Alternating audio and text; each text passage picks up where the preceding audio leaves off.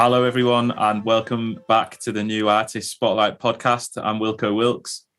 And I'm Crxss. And I'm iconDARK. I don't think you were meant to say that, but it's okay. And we were going to introduce you, man. Already messing it up already. Perfect. No, I think maybe we leave that in anyway. So thanks to everybody else who's listening. We're interviewing some of the best emerging artists from around the globe, such as iconDARK today. The whole of the New Artist Spotlight community is part of this podcast, and we'd love to hear from you. If you've got any suggestions, questions, anything like that, let us know. And we're looking forward. We've got a packed schedule over the next few months. We're going to meet loads of new awesome artists, and we'd love to hear from you what you think of it. So feel free to get in touch as well. DM me, email me at wilkowilkes@gmail.com. Anything like that is fine. You can DM me at origin_cross on Instagram. And as always, remember to check out newartistspotlight.org. The website has got loads of good playlists, news, reviews, loads of cool content on there. So check it out. Now, today's guest, we've already been introduced to, but welcome to the show, iconDARK.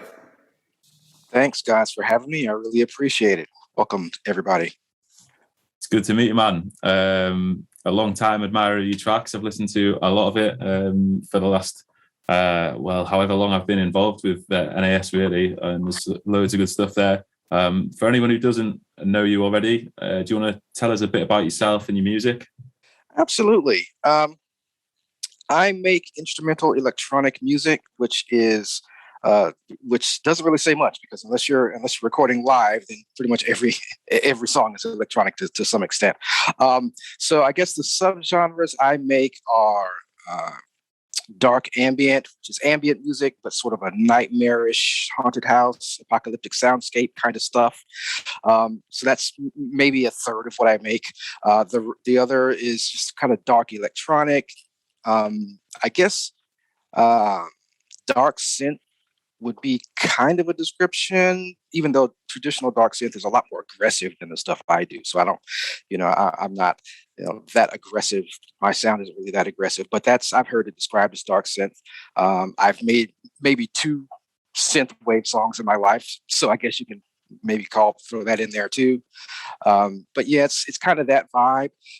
All of my music, the electronic stuff and the ambient stuff, all of it's pretty dark as far as the type of music that I put out there. So you're not gonna, I don't make club bangers, right? I'm not trying to pack the dance floor or anything like that. I would expect none of my songs would ever be played in a club. And if it were, you probably shouldn't go there. But it's music that is either just flat out outright intended to make you uneasy, or just kind of, it's about things, music that is about things that will make you uneasy. So it's lots of discordance and other things that and things like that to kind of put you on edge a little bit. So that's what I make. It's all electronic. This, aside from the occasional sample, there's no voices or anything. It's just mood music for very odd or scary moods. How about that? That sounds perfect description, mate. It's nice to hear you describe it like that, because it's I feel like you're on top of what your own genre is. You really encapsulated there everything that I thought when I listened to your stuff. So yeah, I love it, man. It's I think we've all got a little bit of darkness inside of us, and you're bringing it to the table. Yeah. You have a quote on your Spotify bio. It says, "I like what I like. I make what I make." That stuck out to me. I think that's really cool. Yeah, and that I didn't steal that from you. That's been there a while. It still fits, because when I first started out, I didn't know how to describe what I made. So I just kind of put that out there. You decide, you attach whatever labels you want to it. I just make the music that I like. And if you want to call it dark synth or synth wave or dark electronic or whatever, then that's fine. It's just music that I like.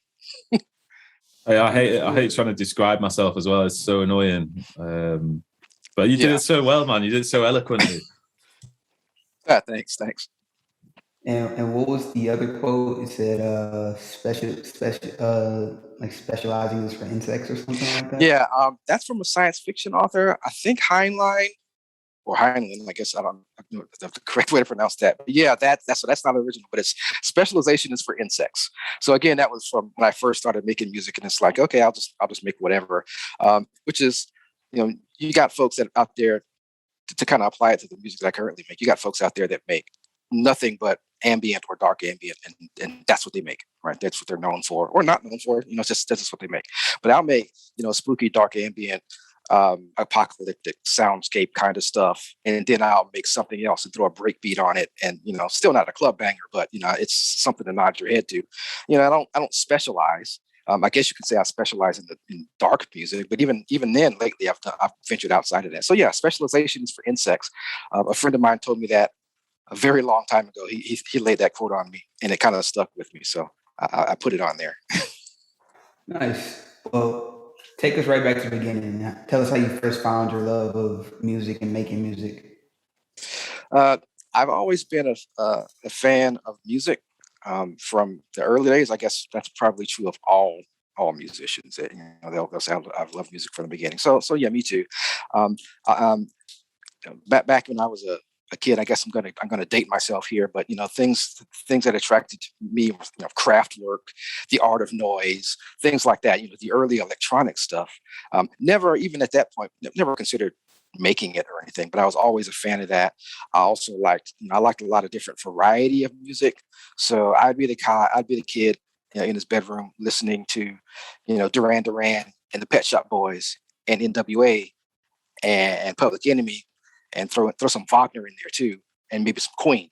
So that was me listening to all of that kind of stuff because I liked music just that much. Now, like I said, I didn't really try to make it. I never really, I thought it would be cool to make music, but I couldn't. So I've said this in other interviews. Music. I tried at some various points in my life to make music, and it just didn't happen. When I was a kid, my view of making music is that it's hard. Spoiler alert, it's not really, but it was hard. No offense to all the music teachers that I took maybe one or two music classes in between all from elementary school all the way up, so maybe one or two music classes. No offense to music teachers, but they just weren't teaching it the same way to me. I was a reasonably smart kid, making the A's and stuff, but I go to music class and they start talking about this is a scale and this is a semitone, and then my brain just shut down because I'm like, why is it a semitone and not a tone? It's a half of what? I don't understand. So since I didn't really get it, the whole point is I didn't get it. It wasn't locking in. So music was for the most part just something that I just listened to and enjoyed as a consumer, I guess. Bought a lot of music over the years. But that didn't really stop me from every once in a while pulling out some software and trying to put something together. The DAW that I use, FL Studio, I bought that DAW more than a decade ago, probably much more than a decade ago. And I'm not using ancient software. It's just this particular software has free updates for life. So it's not like I'm using software from 20 years ago. But, the point is, over the years, I buy some, I got a keyboard. I tried playing guitar at one point. This wasn't kicking in. So over the years, maybe I'll try making some music. Wouldn't work. It's just not kicking in. Maybe I'll try making some music. It's not kicking in. Maybe I'll buy Fruity Loops and try to put some stuff together. Not working. It's not kicking in. So, but then it just suddenly kind of kicked in a few years ago. And it's, and I think it's nothing magical happened. It's just that I found some people who were explaining things in a different way that I could understand. So different people learn in different ways. And so people, I guess, when I was growing up, were all teaching music and music theory and stuff like that a certain way. And it just wasn't resonating with me. But then somebody, I watch a couple YouTube videos and say, hey, I know what a chord is now, which sounds silly, but imagine not knowing what a chord is, right? So it's like, okay, now I know what a chord is now. I know what a scale is. Oh, wait, there's more than two scales? I didn't know that. So that started kicking in.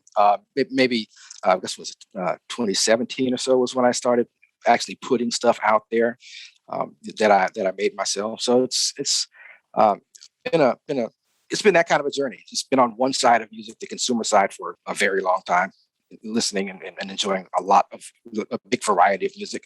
And then just kind of relatively recently, getting into the actual production of it. So that's the long version, I guess. Yeah, that's good, man. And I can relate to you as well. I've only started doing this when I hit my 30s as well. I've always been messing about, but like you say, when it sometimes takes a long time to click. And I also relate to you with my Spotify usually goes from ABBA to Notorious B.I.G. and then back to the Bee Gees, and it's like you just love it all. So it's interesting that you've kind of nailed down that quite not narrow but quite niche sort of sound to music with everything you've said in mind. So it's taken you all these years to kind of get here, and now you've been smashing it out these last few years. Is that particular music, is that where you get your enjoyment from, like making that, or is it, do you listen to your own stuff back? Like what's the stuff that you really love about making music? I guess I make music for myself first and foremost, right? So I do listen to my own music. I got a playlist of my own stuff, and sometimes I'll just rock out to that if I'm going to the store or whatever. That's great, mate. I like that. Yeah, maybe take an extra spin around the block because my song is on, meaning it's a song literally by me. Yeah, man. So that's, like the quote said, I make what I make. I like what I like. I make what I make. So that's, I do listen to my own stuff. So yeah. So not gonna relate to I put on some Origin Crossing in the car, and I'm like, well, it's the last song. I can't get out of the car until it's over. Or somebody called in the middle of me listening to this album. I got to start it back from the beginning. Well. Got to take another spin around the subdivision till this song's over.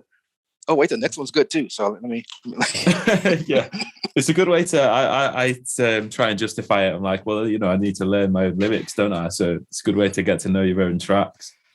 Yeah. And also, if you're ever at the lights and there's like a group of people, just blast it as loud as you can and hope somebody gets the Shazam out. Or... I thought that was just me. You drive slow through the parking lot of wherever you are, apartments, grocery stores. Turn it up real loud and just hope somebody stops, especially at the gas station, pumping gas. Yeah, 100%. Yeah. Blast it out the windows every day so the neighbours can hear it and everyone walks past.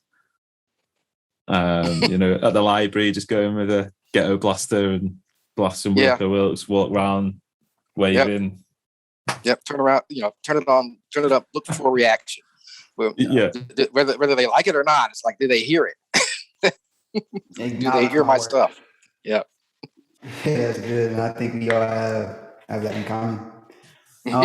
Let's take a second and talk a little bit about NAS. So, as a fellow moderator, you obviously know how awesome it is as a community. How did you first come across it, and what's your experience been like? I can't remember the exact sequence of events, but it must have been Twitter, because I'm literally not on anything else.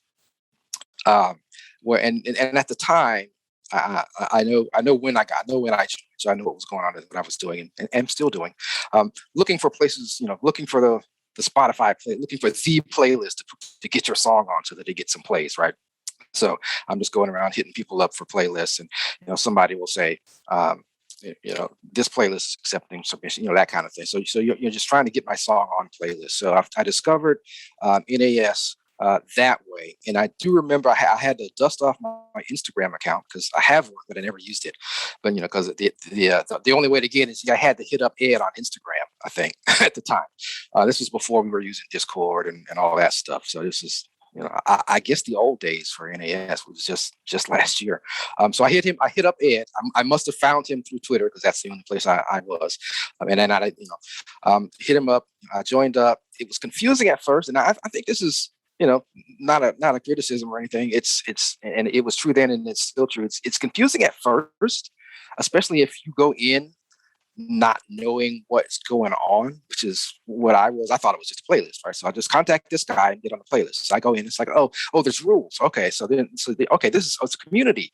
Okay, and this is what you got to do. Okay, so it's confusing at first, not for long, but But then it's really, I really got a lot out of it as far as the community aspect, and connecting with other artists like you, and things like that. So I got a lot out of it, and it's still that way now from people who join now, that we've kind of moved away from Instagram and we're on Discord now.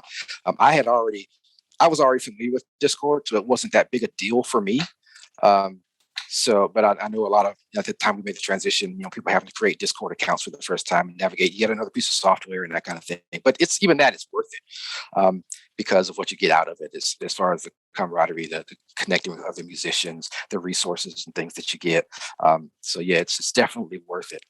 Yeah, Ed was pretty excited to have you on the podcast. Actually, it was his idea. Had a cancellation. He was like, "You need to get iconDARK on. Like, I really want to hear from that guy. He's one of the old timers." Yeah, and the first thing I do is mess up the intro. So sorry about that. No, mate, that made it the perfect intro. I think you've been here longer than me, so I think it's only fair. So like with the music thing, like what for you is like the pinnacle of like the possibilities that could happen? Are you working towards anything sort of actively, or are you just kind of keeping it fun, or like, well, even both of those questions plus what's the pinnacle for you basically? What's the dream? Well, I'm aiming low, which is a terrible thing to say, but what I make music because I enjoy making music. Would I make music if I didn't have something in mind? And spoiler alert, I do have something in mind. I am working towards something. But if I wasn't making progress towards something, I wasn't trying to work, would I still make music? Yeah, but not as much as I do. So I'm not, it is what it is. So man, by aiming low, I say, all I want to get out of music, what I want music to do for me is to replace my day job. To be 100% honest, that's what I'm not trying to pack any clubs. I'm not trying to perform. The kind of music that I make isn't performing. So if you want to watch me do a live set, it's going to look like me frowning at a computer monitor for an hour or two. So that's, I don't perform. I don't want to be famous. I don't want people to I'm not after that. What I want to do is when I wake up in the morning, instead of coming into my home office and turning on my day job laptop, I want to go sit in front of my dog and still get my bills paid and not have to live in a van down by the river. That's really what I want to get out of music. But that's not 100% answer to the question, because with that in mind, how am I trying to get there? What am I trying to do to achieve that?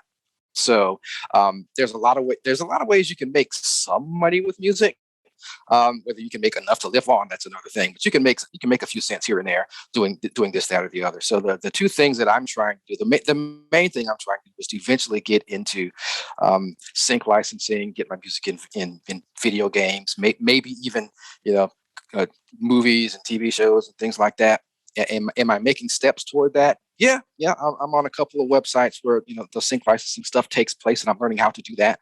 I haven't been successful with that, but I'm just kind of getting started. So, and then make a few cents here and there with streaming and maybe sell a few things on Bandcamp to kind of fill in the gap to that. But that's where I'm trying to go with it. But I'm not trying to reach like superstardom. I'm not trying to become Hans Zimmer or Junkie XL, right? From making your money from having your having my song in the next Avengers movie or whatever, although I would take it. I'm not trying to be superstar. I'm not trying to be everybody knows iconDARK's name and face. I'm not trying to be that guy. I just want this to be my job. That's good, man. It's noble intentions, and I think it's crazy to try and think like that. Anyway, I think some people come into music, they're like, yeah, I'm going to be the next Elton John, or I don't know. We're like world superstars straight away, and it's like, no, it's not going to happen. It's good to keep your ambitions low and achievable, and then once you do that, then that's when you start to think, right, what's the next thing? What's the next level? Exactly. I hope you get it, man. I hope you because your music's good enough to get into TV and stuff. Sometimes it's just about the contacts, isn't it, and being in the right place at the right time. And that's what I've learned. And from the beginning, when I first started making music, I say that as if that was 20 years ago. It's been from day one. I would describe my sound to to use a word that I didn't use when I was on the other previous question, as cinematic, meaning I'll throw something out there. I'll put together a song, and like I said, it's electronic music, so it's synths and this and that. I'll throw a breakbeat sample in there if it's that kind of jam and that kind of thing. But then I might also throw some strings in there, or a horn section or something. Not necessarily toward the funk side, but toward the orchestral side. Now, I'm not a composer. I can put something together just to throw into a song. I can, an orchestral loop. I can make one of those myself. I can't make a whole song, but I can throw it together an orchestral loop or use a loop to someone, and I'll try to make it cinematic, like something you would hear playing in the background, of our vampire movie or something like that, or that kind of thing. So that's been part of my style from the beginning, and that's kind of what led me to say, while I'm making this song, I'm picturing it playing in the background of a fictional movie in my head. Why can't it also be playing in the background of a real movie that somebody else made? Right. So that's where I kind of lean toward that. So when I was listening, I kind of thought Friday the 13th, or like a Michael Myers movie or something like that. Yeah. Because I just put on like the most recent release, and I was like, okay. Then I just went back to your profile and I just pushed play, so it played everything. And I'm like, yeah, I get like Jason Voorhees about to, get gory on camera type vibes from this music. Yeah. I'm like, okay. All right. Then I'm like, all right, let me dig deeper. Let me look in the Spotify, and I always go to Instagram. I always look at Mm-hmm. Instagram link and bio and see what's in that. And I was like, okay, so that's what he's going for. Good. Okay, cool. Yep, that is what I'm going for. Yeah. Yeah. So good job. You get your message across. You get you really accomplish the feeling that you're going for with your music, which isn't something that everybody can say. So that's definitely props to you for that. Yeah. Thank you. Appreciate it. So beyond the like you said, the scary movie type of vibe and feel. Tell us about any like influences and inspirations that you have as far as your music goes. I think that there's a couple answers to that question, and this depends on how long we want to take here. But for the music itself, the interesting thing about when I list my influences is that the influences that I'm about to say don't make music that sounds like mine. There might be some similarity, there might not be, but it's not. So if you listen to my, just randomly pick music from my catalog, you won't necessarily think of the things that I'm about to say, but you might. Who knows? And that would be, one of them would be Rob Zombie, who is a rock artist from, me explaining who Rob Zombie. Everybody knows who Rob Zombie is, except for the person who does it. So, he dresses up like a kind of a witch person. His last name's Zombie, so he makes. We actually had we had Will Joy on the podcast a couple of weeks ago, and I compared him to Rob Zombie.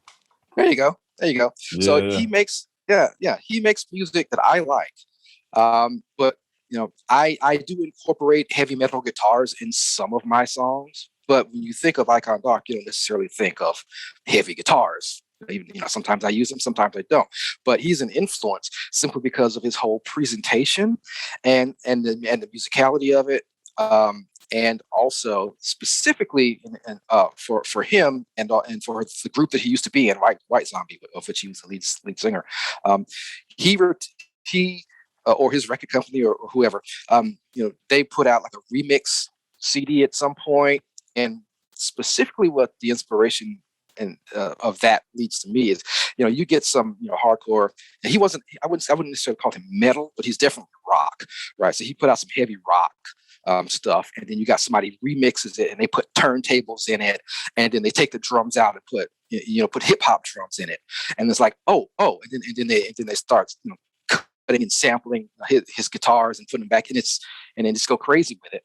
And it's like it's gonna. Okay, yeah, and so yeah, that was That's an inspiration because that is, what hypes me up is when you kind of mix genres or just ignore genres like that. So that's it. That's an inspiration specifically, like I said, his whole presentation, and then also, um, his music and the way it was kind of chopped and mixed up. So along those same lines, you'll bring in another huge influence to me, which is Linkin Park. Same kind of thing, rock group, but they got turntables. They got a guy scratching on turntables in there, and there's a rapper, and it's a rock group, but it's a rapper, and it's got turntables, but it's a rock group. How does that happen? What's going on with that? So you get to those kind of, and it kind of makes your head go, huh? Completely ignoring the fact that the Beastie Boys was the thing, right? Right, but even then, it was like, wait a minute, these are guys rapping, but they look weird. So yeah, it's the kind of genre either bashing or genre ignoring sort of things is what I draw inspiration from, because my music, aside from just being electronic, is kind of hard to pin down. To go back to the beginning, aside from the dark ambient stuff, because dark ambient is kind of an established genre. So I throw dark ambient out there, and most people know what that means. But aside from that stuff, it's kind of hard to put label on what I do. So it's kind of genre. So I'll throw out, but even then, like I kind of did it as a joke. But I like the sound of it. Not the first, but one of the first dark ambient pieces I did. It's just kind of slow, very low frequency brooding. It's meant to be evocative of being trapped underwater, while something's trying to get you, some sort of underwater monster trying to get you. So it's very that. But then right in the tension keeps ramping up in that song, and then at a certain point, breakbeat. Why? Dark ambient doesn't have any kind of drums or beats in it, but I put one in there, and that made the song, right? It's just one of my early. I don't even know if it's on. Actually, I think it might be on Spotify, but that kind of made the song. So I'll do things like that. I'll throw in a song that I just released it. It's not on Spotify or anything. It's on Bandcamp. I just released it. It's kind of let's see. What's the best way to describe that song? But the whole point is kind of toward the middle and throughout the end of it, I put like an orchestral sample in there, like some strings that in a song that shouldn't have strings in it, right? So this isn't that kind of song. This is an electronic song, but now you got a string section, right? So that's kind of the inspiration, I guess, to kind of defy boundaries and that sort of thing. And I would say the third one, and I may get some flack for this, I don't know. Is Marilyn Manson. I'll say from the jump, when this, I'm old enough to remember when Marilyn Manson first appeared on the scene. How many decades ago was that? Couldn't stand him. He looked weird, didn't like his music. But then after that kind of, he kind of was on his way out of popularity. I kind of discovered some of his older songs and kind of got into it. And with him, it's less about music and kind of going back toward Rob Zombie with the whole presentation. He kind of put himself together and made himself look ridiculous. But that was him. So I'm obviously not going to surgically alter myself and make myself look, but he kind of put himself out there for the purpose of frightening people. And some of the things that he said, I don't know whether he honestly believes some of the things he said or not, but he said them for the purpose of frightening people. And here I am, a guy, and I'm not trying to scare people as an individual, but I'm trying to put my music out there to frighten people or present some sort of emotional reaction. So yeah, and then in time I actually did. He's one of my favorite artists now. Like I said, I couldn't stand him when he first dropped, but he's one of my favorite artists now, just because of his musicality, and he's been the same. Marilyn Manson for better or worse. Never said I wanted to hang out with the guy, but he is what he is. So those are kind of my musical influences. The musicians and artists that have to do that. And I got my other influences are and have been writers, because like I said, when I was a kid, I always loved music, and I didn't really think I was going to actually make music. But what I did want to do was be a writer. right? So I've said in other interviews, for a long time I wrote stories and things. I even wrote a couple of novels. So my influences as a writer were, of course, Stephen King, people like that. But H.P. Lovecraft and Clive Barker would be my influences as a writer. And what does that have to do with music?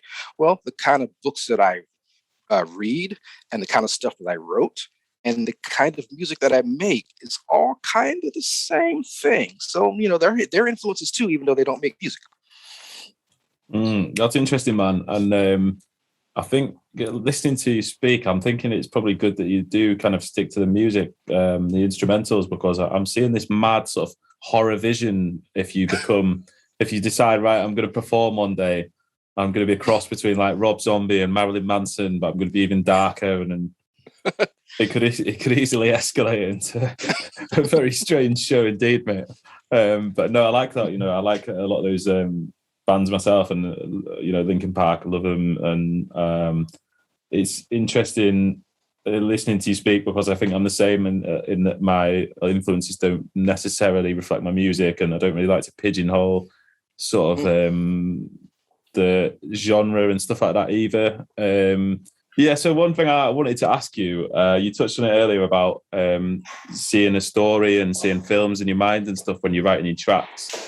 Do you like I would write a track with a specific story where I plan like a beginning, middle, end, and I can rap it because I've got lyrics. But do you do the same with your instrumentals? Do you have like specific stories that you've maybe plotted and planned in your head, and then you're writing the music to reflect that? Sort of. For some of the songs, I do have a literal scene in mind, or a sequence of scenes in mind, where this is actually more applicable to the dark ambient stuff, where a lot of my stuff kind of builds towards a crescendo point or something, which would be like the climax of a scene or something like that. So I am thinking of, there's literally a movie in my head that's however long the song is long, right? And then I'm basically scoring that. That's for most of my dark ambient stuff. That is the case. For my other songs, my non-dark ambient songs, it's more of I do have something specific in mind. Maybe just a single scene, not like a sequence of scenes or whatever, but like a single scene, and I'm trying to build some sort of sonic representation with the melody and chords and instruments to evoke the emotion of that scene, which is a fancy way of saying that's what all musicians do. But yeah, that's I'm trying to put something into music that will give you the same emotional impact that the scene in my head is giving me. That's what I'm trying. So it's not necessarily a story, but it is like a scene from a story. And so a lot of my songs are based on things, events, things like that. So it's like, what would it actually happen? What would it actually feel like if you actually did see a UFO? That kind of thing. So it's that. That's what I'm trying. That's what I'm getting at. That's cool, man. It probably helps you work it out like that. If you've got that, you should note down all the stories, send them to me in Origin, and we'll start writing raps and jump on. Dude, that could work. Wilko volunteers us to write raps every episode with everybody. Yeah, everyone needs to know that. Let's get it out there. But no, you should write down these scenes that are happening in your head, and like maybe actually have somebody turn them into movies or direct music videos to your own music. Yeah, funny you should mention that. Some of the scenes that I'm writing actually were written because I used to write. And I've written songs, I say based on, because that's what I kind of use, the terminology, even though how can a song with no lyrics be based on something? But it's based on a story or a scene from a story that I either wrote or I was going to write, but didn't. Because long story short, I got burnt out on writing decades ago. So I don't write anymore, but I write music instead. But I've got all my old ideas. I'm still several hard drive crashes away from having all the old notes, but all the old ideas are still there. And then some of the stuff actually did get written down. So a lot. So I wouldn't say necessarily a lot of, but a significant portion of my stuff is based on stuff that I wrote or would have written. So yeah. That's class, man. I like it. And it's good that you've been able to like maybe reuse some ideas that you might have had 20 years ago from your own writing, and then now put them into a different discipline, in the future in your music. That's quality, man. I like that. It's real creativity. Thanks. It is. And so let's get into the track that we're actually going to take a listen to today. Like I said, this is, I think, the most recent song I saw on your Apple Music, but it's actually a remix of that track, right? Yeah. And correct me if I'm wrong. When I went and listened to it, this track is actually hip hop. That the original version is the so we'll talk about both of these, but the version that is out on Spotify is an experiment. I was trying to see if I could make a chill hop track. That's a genre. A chill hop track.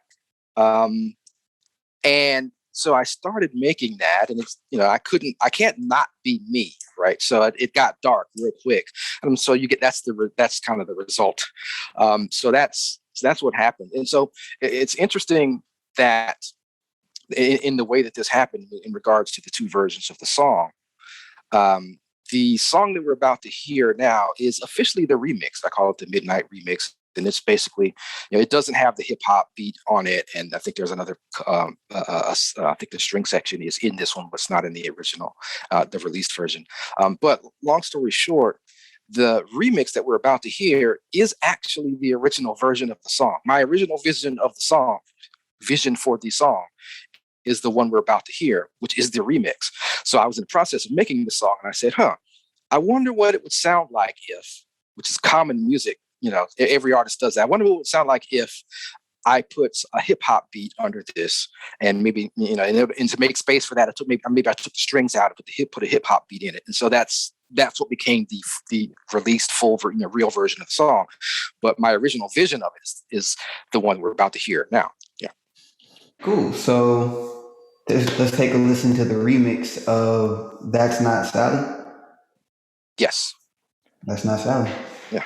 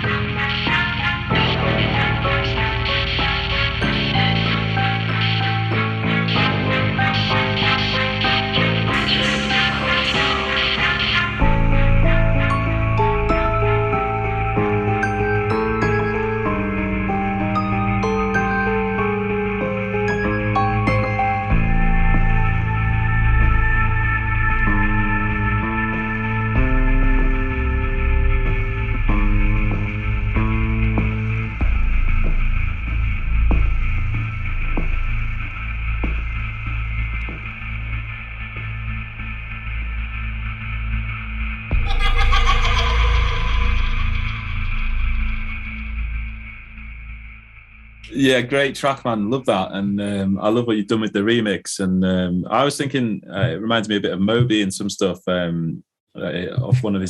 his album Play. There's some stuff on there that's really atmospheric and haunting, and you've got the same sort of, just in parts though, but yeah, overall, it's very consuming music. I listen to it and I get sort of sucked in. Thanks. That's quite the compliment. So I appreciate it. Glad you like it. I think the original.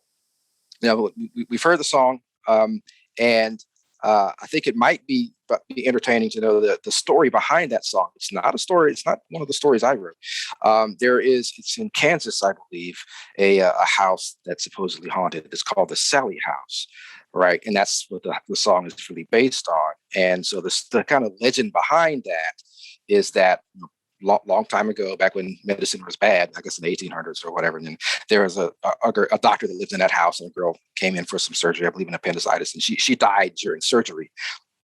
Her ghost supposedly haunts the house, and her name would be Sally. So that's your typical origin story for a haunted house. But what has actually happened though is that people who go into that house, they have encounters. Something touches them. They've had physical evidence of something leaving scratches on people's bodies. People who take electronic equipment in there to try to capture EVPs and whatnot, they get a lot of activity, voices and whatnot. None of which is dead set evidence for or against anything. It's just that it's really the in the paranormal set, among that crowd, it's a pretty popular house because of it's supposed to be, in the technical terms, very haunted, right? So that's the house. Now, the historians in that area, this is the cool, I guess, part to me, will say there's no evidence of any girl named Sally dying anywhere in that county during that time period. So there was no Sally. But people still say something touched me, something scratched me. We have a voice on our recorder that's something. So if there is no Sally, what is it? Thus the song, That's Not Sally. That's scary, man. Yeah. All right, that's a little mind trip right there, but I guess that plays in perfectly for everything that you do.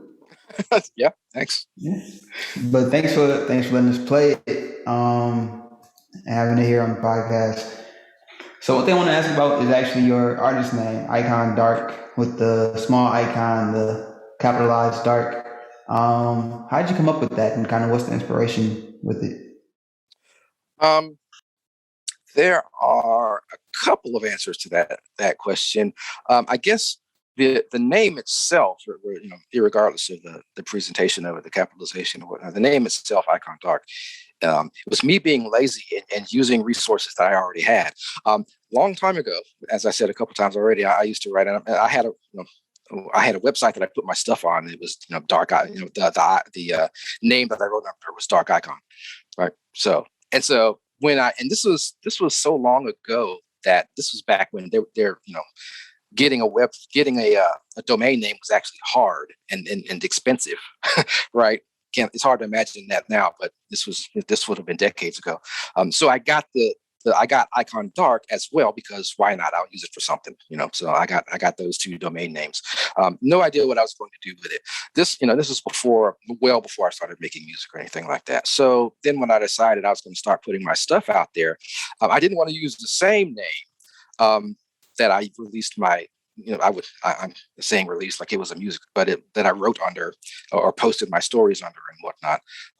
So I said I could just use this other. I could just reverse it and say iconDARK. And that's kind of what stuck. So I had that name pretty much for the same reason that I had the original name Dark Icon, because it fit what I made. It's just that name fit the stories that I wrote, and it fits the music, fits the reverse of it, fits the music that I write. Just pretty much saying the same thing. Now, the actual the capitalization of it comes, oddly enough, from my own attempts at making a logo. I do my own artwork, for better or worse. I mean, I don't for my album art. I usually purchase artwork and kind of massage it and change it and things like that. But as far as creating my own logos and things like that, I do that myself. So the logo, it's one of the logos that I make, the smaller one, and even actually my artist name the very first letter in that, the I, is actually a silhouette of a person.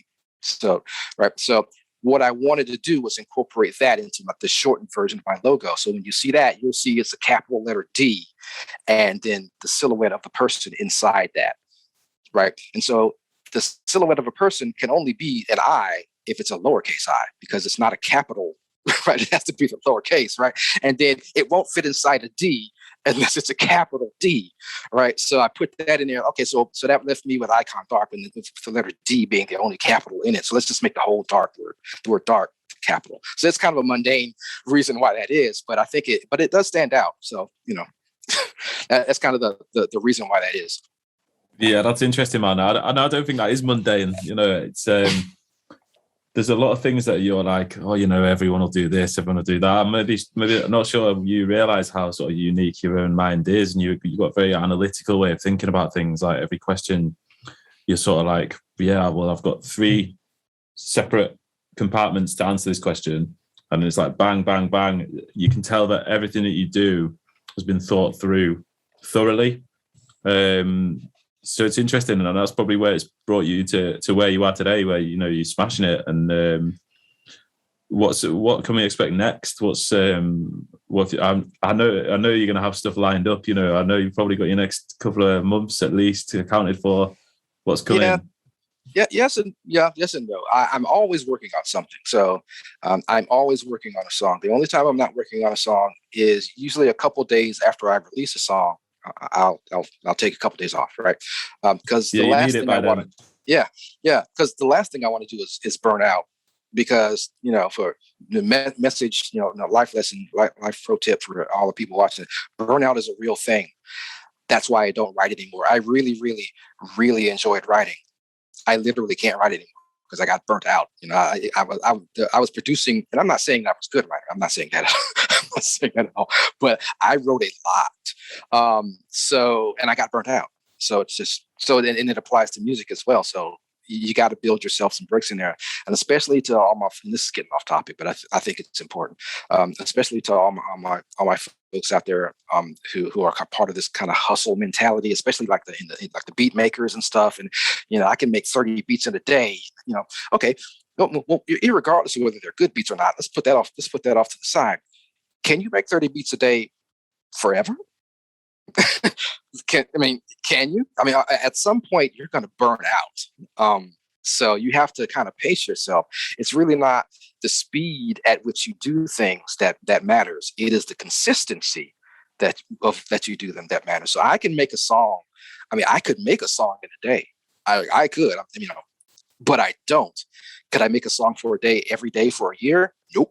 And if I did that, I probably would just burn out at some point. So long story short, I'm always working on something. I do build breaks in between there just to kind of avoid things. So you'll always see me coming out with something new, probably once a month, sometimes closer to once every 2 weeks. What I'm working on now is I just got involved in doing a remix for some folks. It's going to be a bit of a challenge for me because it involves vocals, and I'm not used to working with vocals. So that's going to be a learning experience for me. And this is kind of a goth. It's not really, well, I won't get into the whole genre of it, but it's a remix for a band. They just put their stuff out there and want people to remix it. So I'm going to remix it. I just put a song out. After That's Not Sally, but that's only on Bandcamp, and it's probably going to stay that way. And so, you'll always see me coming out with something in between every, from 2 weeks to a month. You'll see me come out with something. The next couple of things you might see, one is a remix. And then going forward, what I hope you'll see or hear my stuff on is like I said, I am starting to get myself out there to try to get some of my stuff licensed, sync licensed. I'm not necessarily immediately going for, to get on the next Avengers movie or anything like that. Some of my stuff is, I wouldn't honestly say that any of my stuff is something you hear on a car commercial or something like that. But in video games, I think that I think that's the perfect outlet for some of my stuff. And then maybe, I've experimented with making music for trailers, like trailer music. That's a whole separate genre of music that has to be made in certain specific ways. Right. So I'm getting into that So I actually got one trailer song that I put on Bandcamp just to kind of make sure that I could do it, and it sounded pretty good. So I'm starting to get into that. So hopefully you'll hear some of my music in some games and maybe a movie trailer or something like that, and then kind of go forward with that. Nice.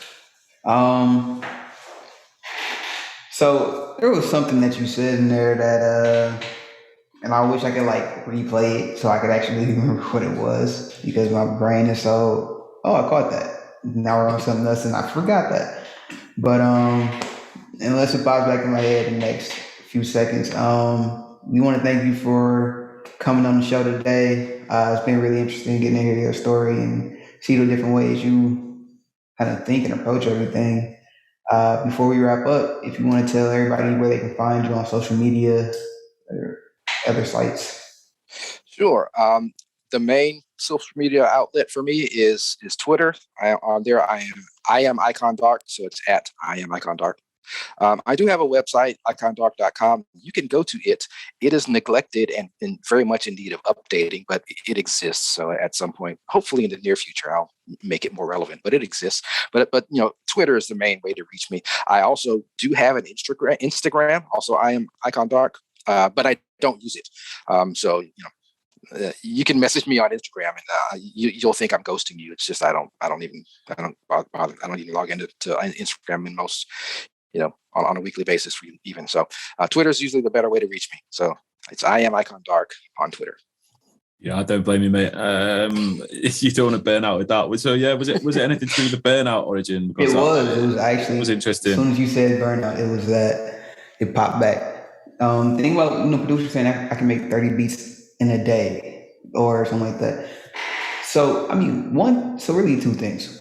Thing one is, I think when people say I make 30 beats a day, they mean they start 30 beats a day. They get like a foundation for 30 beats a day. I don't think they mean start to finish 30 complete, ready to go beats. Yeah. But even still, I mean, if you could do that and you could keep it up for even a year, I mean, at that point you have so much material. If it is good, and, you could sustain while you recover from your burnout. But part two, that's unreal. And how fast you could probably hit burnout at that pace is crazy. I used to do a song a week and then burnt out like immediately. Like I did it for the summer and that was it. Yeah, it's a real thing. It's worth talking about again for a minute. I've talked to people on Twitter, and I'm not a beat maker. I kind of threw it out there because I sometimes get targeted, not necessarily targeted, but people think I'm a beat maker because I say I make instrumentals but so yeah, in other words, I'm following and get followed by a lot of beat makers on Twitter sometimes. So they have conversations, but I made X number of beats, and I'll troll them a little bit and say, you made 5 beats today, but somebody else is talking to your girl that whole time. So in other words, what are you neglecting? Are you neglecting your mental health? Are you neglecting, family, whatever else? What are you neglecting in order to achieve that level of productivity, right? So even if you could sustain it, what are you neglecting to do that? And it might come up and bite you when suddenly you got all this product and you've made all these beats. Again, not ignoring the fact of whether they're good or not, but you've got all these, but your family life is in shambles. Right. So there, and not to put myself out there as the old man on the podcast, but it's usually the younger crowd that doesn't see that stuff. Right. Because, they're part of the hustle culture where you have to give 110%, all day, every day. And then you're looking at burnout or a divorce or an ulcer or whatever else. That stuff catches up with you. Not necessarily fast, but it does catch up with you. So, but anyway. Yeah, that's a scary thought, to be honest, because I spend most of my spare time thinking about music, and hopefully my wife won't leave me anytime soon. But we all. Yeah, we hope. Yeah. No, you're right though. I mean, it is real burnout, and sometimes I feel like I'm on the cusp of it, and you just got to cut back when you can. And I don't. People fall into chasing overnight success, don't they? It's like it's important. Like it's unsustainable, isn't it? And it's just not possible either. I think there's smoke and mirrors in music. There's a lot of people there who look like they've been overnight success, but really they've been at it for 10 years, or they've thrown loads of money at sponsorship, or just as long as you're enjoying it, that's the main thing. That's what I always say. Yeah, as long as you're enjoying it, as long as you're not damaging yourself. When you're putting the music out there, and as far as career aspirations, it's I'm not going to say, and I tell myself this, I'm not going to say to anybody that they can't, that being an overnight success is impossible. Clearly it is. It can happen, but it's not something you build a career on. That's just hope and luck or whatever. And even in those cases, are you, and I like to frame it in terms of a lightning strike, right? Because, lightning does strike. It's extremely rare that it would strike you, but it does strike. So lightning might strike your career. And I'm saying this in a positive sense, not a negative sense, burn down your house or anything like that. Lightning might just strike your career tomorrow, but A, are you ready for lightning to strike your career? All right. Do you have a backlog of songs that you can put out there and that kind of thing? And B, that's not something that you can build. You can't build your career on maybe one day lightning will strike. That's not saying that lightning doesn't strike, because clearly it does, but you can't build a career on that. So yeah, that's good, man. I like it. You're right, get the skills in place. I think working on music teaches you other skills as well. You're learning computer skills, you're learning, video editing and all sorts of things that you can apply elsewhere. So that's how I'm going to keep justifying it to my wife anyway. And then with the music and just with, like you said, lightning striking, like you think about it with like a lot of the child actors or child artists that blow up because lightning struck them. And then like they're golden for like, or at least they seem golden while they're like still kids, but they get older, teenagers, like young adults, and then it's like everything goes to crap for them, and it's just like, they weren't ready for it. Exactly, just not ready. Oh, well. Yeah, I can relate to that. Well, it's been great to meet you. It's always a pleasure. Wait a minute. Yeah, I was just saying it's been great to meet you.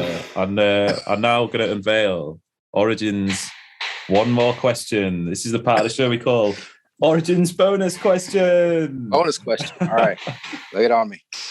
All right. So a lot of us know of or have used in some capacity Bandcamp. What could you speak to like the pros or even pros and cons of Bandcamp and like what it offers? Because I'm sure there's a lot of people who know of it but don't put it to its full use or use to its full potential. Yeah, Bandcamp. I do use Bandcamp. It's no surprise. I've name dropped it a few times on the podcast just now. What it brings is that if Bandcamp were to hear this, they probably hate it. It brings, it's like holding on to the old way of doing things where people actually buy music. So it's a site. You put your music on there. You have your own little site. I'm iconDARK.bandcamp.com, right? So you're an artist. You create your own little subset of the site. You put your songs on there, your artwork, and people can come in and buy your song for 99 cents or whatever price you put on it, right? So that's what it is. But it's kind of ignoring the fact that most people don't buy music anymore. So it's good in the fact that it's there for people to buy music, but it's bad in the sense that people see that and they say, okay, I'm going to put my music on Bandcamp and people are going to buy it and I'm going to, pay my electric bill next month or whatever. And that's, ignoring the fact that most people don't buy it. So I'm not saying that people don't buy music, period, because that's an absolute, right? So yes, some people buy music, but what you run into with Bandcamp is you put your music on there and then one of two things has to happen. And that is you then have to drive traffic to that Bandcamp site so that they can buy your music. In other words, you have to gather a fan base, and then your fans are presumably the ones that are buying the music, right? So you still have to. So you're still stuck with the, not necessarily, maybe stuck's the wrong word, but you still have the onus is on you to get fans, just like it would be on any other site. So it's just, it's not a cure for anything. You still have to somehow get fans and somehow drive them to the site, which is entirely up to you. So that's one of the two things that has to happen. So you either do that, or you have somehow stumbled upon the magic keywords to put into descriptions of yourself as an artist or whatever, so that Bandcamp's search engine offers your stuff up when people are searching for whatever. So that is easier for some genres than others. Like if you're, synthwave is real big on Bandcamp, and I like synthwave. But so if you tag your music as synthwave, then it might show up in search. So you, in other words, you get what I'm saying. You have to either make yourself popular, meaning you gather fans and send them to Bandcamp, or you have to join the popular club. And by that, I mean, you have to somehow attach the appropriate tags and descriptions to your music, which is an art. I've played around with that and changing the tags on my stuff, and with little to no results. But you've got people that swear that, yeah, if you gather, niche yourself down and get down to the exact sub niche that, and then target that with your descriptions and whatnot, then Bandcamp will actually drive traffic to your thing, because people are searching for specific types of music. You got people that'll swear that'll happen. They can't necessarily show you exactly how to make that happen. And even if they could, what if you make music that's different than them? Because you probably do. That might not work for you. So you're still stuck with that kind of thing. So yeah, I mean, I do support the site. I do like the site. And what I try to get out of it, I put my stuff on there not so people can come in there and so not so like a million people can go buy my song for $1 a piece. That's not what I'm trying to do. I do put it on there almost as an alternative, and maybe even a thumb in the eye of like Spotify. And we haven't really got into that. Spotify paying artists peanuts and whatnot.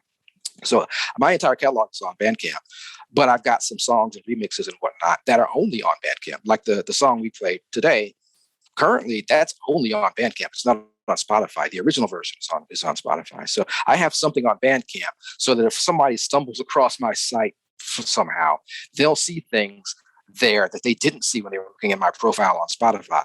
Right. So I like to play that game, not necessarily to make money on Bandcamp, but to offer fans something new. So if they go through the effort of typing the URL into a browser or clicking a link and going there, they'll see something that they hadn't seen before. Just a couple songs, right? But there's stuff there that they didn't see on Spotify. So I like to offer that extra, just as a service to the fans. That's what I approach it for. And if I make $1 here or there, that's fine. But I'm just trying to put some stuff out there that people haven't seen before. I like it, mate. I like it. Do you get many sales from Bandcamp? Not really, because I haven't. I don't put much effort into into driving traffic there. It's a lot of effort for very little reward, isn't it? Yeah. So it's the money in the music. Yeah, that's it. So, and if and it kind of goes with Spotify as well. I mean, if you're not spending money, it's hard to get people to even notice you. And by spending money, I'm not talking about buying streams or anything like that. But if you're not buying advertising and whatnot, then it's hard to get people to your social media profiles or your Bandcamp or your Spotify or whatever. And I'm not spending. I have spent. I used to run some Facebook ads, and what I found out from that, getting off on a tangent, what I found out on that is that it actually works. If you know what you're doing, you can actually run successful Facebook ad campaigns and generate traffic. But in order to make it meaningful, you have to be spending hundreds and hundreds and hundreds of thousands of dollars. Like if you just want to put like $1 a day into it, I mean you'll see it work, but you'll get like one fan a week or something like that. That kind of thing. So it's you have to scale it up in order to. So, and I'm not scaling it up. So I'm not pushing people toward Bandcamp or Spotify or anything else. So I'm not getting lots of sales. But then Bandcamp also has this thing, to get back to them, to where it's where you can support artists directly, join their $5 a month club or whatever and get access to specific content and songs. I've looked at setting that up. I don't have that turned on. I probably will at some point, but I thought that was cool. They recently, I don't know if it's still recently, but they rolled that out relatively recently. And that's something that might be worth doing. But again, you still have to drive people to that somehow with ads or by toying around with the keywords or whatever, or by already being famous or something like that. So you still have that problem, or that job or that onus. Yeah, that's I think still another way is getting out and playing live as well. So because you don't Yeah. have that in your armory, it's more difficult as well. Do you talk about your music when you meet people? Just out in person and not really. That's just a thing about me. When I like to compartmentalize, like the people I work with on my day job. We of course we haven't seen each other face to face in like a year and a half because of COVID or whatever. But they don't know that I make music, and so when I meet people, haven't been meeting too many people at all lately, but I don't necessarily talk about my music. I like to compartmentalize what I do. If I'm at work, I'm the work guy. If I'm at home, if I'm meeting family and whatnot, I'm the family. I don't want to throw my music at people, which is the exact wrong way to be. Right? That you'll never get famous that way. So, but I don't necessarily throw. Sometimes I have a rare, because I think the site went down or something. I have a rare iconDARK T-shirt that I will wear sometimes. I also had an iconDARK hat, in my brief experiment with swag, right? So, I got like a sample T-shirt, a sample hat, or a sample bag and stuff. So I'll support that kind of thing, And somebody asks me, I'll tell them, but I'm not going to say, hey, I'm iconDARK, I make music. No, I don't want to be that guy. I'm very much an introvert, which might fly in the face of everything you've seen and heard today. But I'm very much an introvert. So I don't, I'm not out there throwing my music in people, except unless they're in the car next to me. So, yeah, I get that, man. I get that. So thank you so much for joining us today, mate. It's been great to meet you. Really nice that we can do this, and I hope we can do it again sometime. Thanks everyone who's listening to the podcast as well. We've had some great feedback, so we really appreciate it, and we really appreciate you listening and everyone supporting in the NAS community, the mods, the partners, everybody like that. Thank you very much. And I'll leave Origin and iconDARK to close.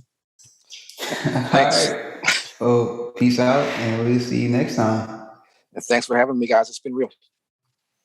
Thanks everyone.